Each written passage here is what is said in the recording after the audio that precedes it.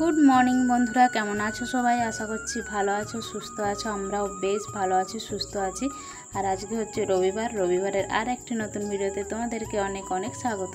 আর এদিকে ঘুম থেকে উঠেই দেখি কুমড়ো ফুলটা বেশ সুন্দরভাবে ফুটেছে, তো ভাবলাম তোমাদের সাথে একটু ভিডিও করে শেয়ার করি। আর তারপর ঘুম থেকে উঠেই সকালের বাসি কাজকর্ম তো মা আগেই করে রেখেছিল, আমি উঠে জাস্ট ওই ঘরটাই ঝাঁট দিলাম। আর এদিকে মা ঘুম থেকে উঠে কাজকর্ম করে পকোড়া করছে এখন মুড়ি খাওয়ার জন্য, যেহেতু তোমাদের দাদাভাইয়ারে গেছে আজকে মুরগি আনতে, কারণ ওরা একটা বড় সাইজের মুরগি নিয়ে আসবে বলেছে। অবশ্যই তোমরা ভিডিওটা দেখতে পাবে। তো তোমাদের দাদাভাইয়ারে অলরেডি চলে এসে মুড়ি খাবার করছিল। মা তো করলো পকোড়া, আর আমি এদিকে দেখো শসাটা একটু কেটে নিচ্ছি মুড়ি দিয়ে খাবে বলে। আর তারপর নিলাম এই যে দুটো মগ বিক্রি করতে এসেছিলো, তো দুটো মগ নিলাম 30 টাকা করে। আর এই যে মুরগিটা নিয়ে এসছে, এটা ওজন ছিল প্রায় 5 কেজি, তো পুরো 5 কেজিই ছিল। আর এখানে দেখো মা মুড়িগুলো কুড়িয়ে নিচ্ছে। বাবা গিয়েছিল সকালবেলায় মেশিনে মুড়ি ভাজাতে।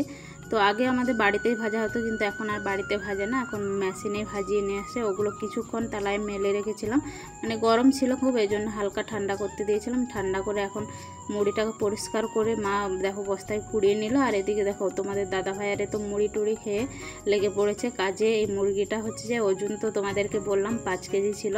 তো এটা হচ্ছে হিচারি থেকে নিয়ে এসেছিলো, যে ডিম দেয় ওই মুরগিগুলো।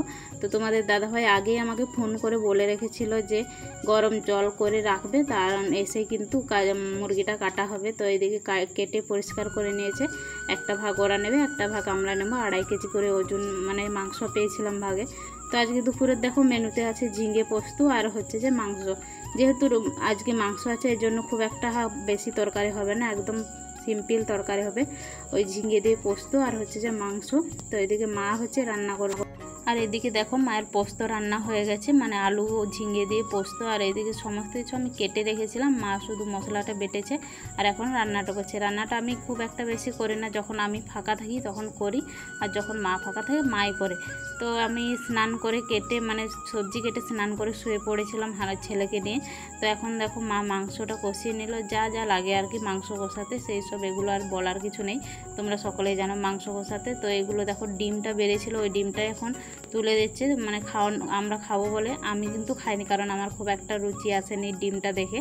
তো তোমাদের দাদা ভাইয়ারে খেয়েছিল, তো এইটাই এখন মা সবাইকে তুলে দিচ্ছে। আর আমাকে মাংস কষা দিয়েছিল, তো কিছুটা মাংস দিয়েছিল। তারপরে এই দেখো আবার কিছুটা পুরোটা মাংস দিয়ে দিল, অনেকটাই বেশ মাংস ছিল। আর কিছুটা হচ্ছে ফ্রিজে তুলে রেখেছি, এতটা খাওয়া যাবে না, মোটেই 3 জন লোক, তার মধ্যে 2.5 কেজি মাংস, এতটা নিশ্চয়ই খেতে পারবো না আমরা। এই জন্য মা বললো কিছুটা তুলে রাখ আর কিছুটা রান্না করি। তো এই যে মাংসটা এখন কষিয়ে নিচ্ছে। এই মাংসটা প্রেসারে না দিলে হচ্ছে যে খুব একটা ভালো সিদ্ধ হয় না কড়াইয়ের মধ্যে। এই যে দেখো মাংসটা কিন্তু অলরেডি কষানো হয়ে গেছে। তারপর এখন যাবে প্রেসারে দিলে কি মাংসটা খুব সুন্দরভাবে সিদ্ধ হয়ে যায়। এটা যেহেতু অনেক বেশি ওজনের একটা মুরগি, 5 কেজি, এই জন্য মা হচ্ছে প্রেসারে দিয়েছিল। তারপর প্রেসার থেকে নামিয়ে দেখো মাংসটা খুব সুন্দর সিদ্ধ হয়েছিল। তারপর আমরা খেতে বসেছি। তো ভিডিওটা এখানে রাখছি, আজকের মতো টাটা, বাই বাই।